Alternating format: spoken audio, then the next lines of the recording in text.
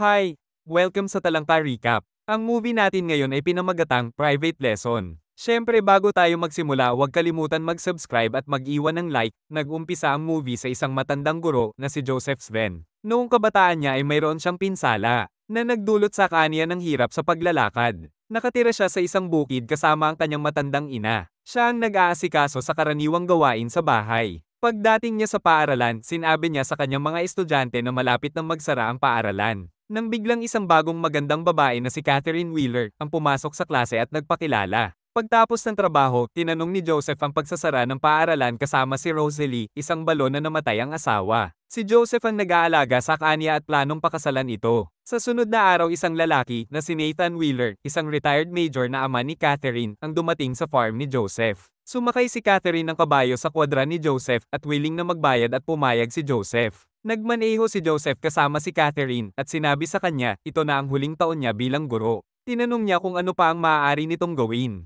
Pero hindi alam ni Joseph ang isasagot at sinabing titignan pa nito. Sa sandaling yon ay nagsisimula siyang mag-isip ng kung ano. Maya-maya pa, bumisita si Dr. Evans sa ina ni Joseph upang dalhan ng gamot. Sinabi niya kay Joseph na malala na ang kondisyon nito at ilang buwan na lamang ang itatagal, kaya magandang magstay sa hospital. Kinabukasan, pagkatapos ng trabaho, ay pumunta si Joseph sa kwadra at nakita si Catherine na naghihintay. Sinamahan niya ito at nagpahayag ng nararamdaman at sinubukang akitin ito. Agad namang umalis si Joseph at nanatiling tapat sa prinsipyo. Gayunpaman pagkatapos niyang makapag-isip na pagtanto niya na ang kanyang buhay ay wala pa ring pagbabago. Binalikan niya si Catherine at nagsimulang araruhin ito. Makalipas ang ilang araw, ipinaalam ng mga guro kay Joseph na dahil hindi siya nakatapos ng kanyang kurso ay hindi siya pwedeng magturo sa paaralan ng lungsod. Hindi nag-alala si Joseph at sinabing uuwi na ito. Maya-maya pa bumisita si Dr. Evans kay Joseph at sinabi sa kanya na si Major Wheeler ay mahilig din sa pangangaso at nakakita ito ng coyote sa kanyang lugar. Binigay ni Evans sa kanya ang kanyang baril na gamit sa pangangaso.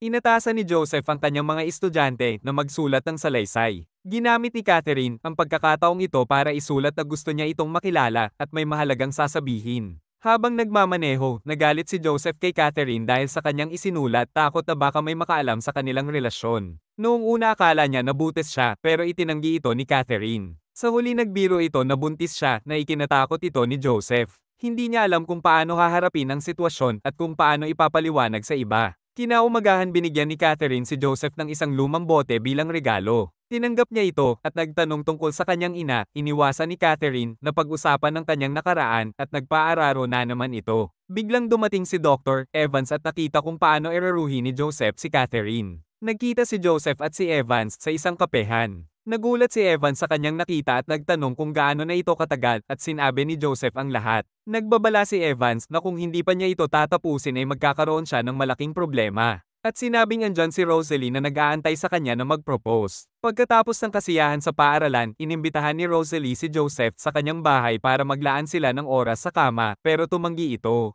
Umalis si Rosalie, na dismayado. Nang umuwi si Joseph, binanggit ng kanyang ina na alam niya ang tungkol sa relasyon nila ng batang babae. At nagtanong kung hanggang kailan pa niya ito ipagpapatuloy. Biglang sumama ang pakiramdam ng kanyang ina pagkatapos niyang magtanong. Nakapag-isip-isip siya sa kanyang mga nagawa. Pumunta siya kay Rosalie upang humingi ng paumanhin, ipinaliwanag niya kung bakit siya tumanggi nang dahil kailangan ng tulong ng kanyang ina. Subalit hindi ito naniniwala, nagpaliwanag si Joseph at sinabi ang mga taong tulad ng kanyang edad ay dumaranas ng mga pagbabago na hindi nagagawa ang tunay nilang gusto. Ibinagi din niya ang pangarap na pumunta sa isang tahimik na karagatan na malayo sa lahat kung saan makapagpahinga at makakapangisda ng tahimik. Sa wakas inamin nito na nais niya itong makasama. Humingi ng paumanhin si Rosalie sa mga nasabi nito. Ibinigay ni Rosalie ang kanyang sarili at inumpisahang araruhin ni Joseph. Namatay ang ina ni Joseph. Pagkatapos ng libing, habang nagsusulat si Rosalie ng condolence card, nakakita siya ng sulat mula kay Catherine. Habang binabasa niya ito, napagtanto niya na nagtaksil si Joseph. Lumabas siya at sinabing sinungaling ito, pinagtanggol ni Joseph ang sarili at sinabing hindi ito seryoso kay Catherine. Nagalit si Rosalie at sinabing mamatay na at itinulak niya ito bago umalis. Nang gabi ding iyon ay pumunta si Catherine, sinabing alam niya ang nangyari at sinabing gusto niyang magpakasal sila. Subalit gusto ng wakasan ni Joseph ang kanilang relasyon, binalaan siya ni Catherine na pagsisisihan niya ito. Sunod na araw nalaman ni Joseph na alam na ni Nathan ama ni Catherine ang lahat, sinabing hindi niya ito papakawalan ng ganon kadali. Kinagabihan kinuha ni Joseph ang kanyang baril na regalo sa kaniya at hinihintay si Nathan na magpakita ito. Dumating si Nathan kasama ang kanyang asawa at gusto lang nitong makipag-usap.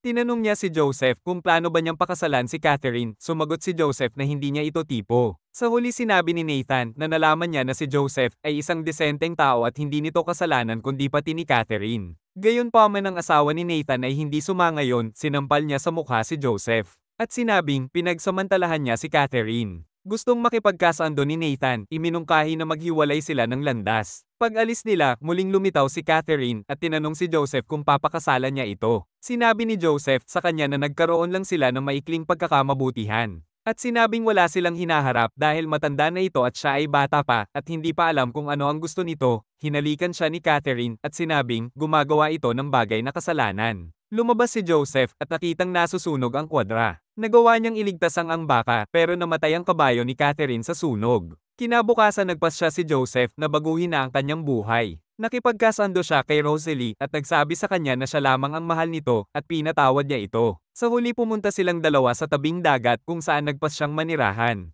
At dito nagtatapos ang movie. Thank you.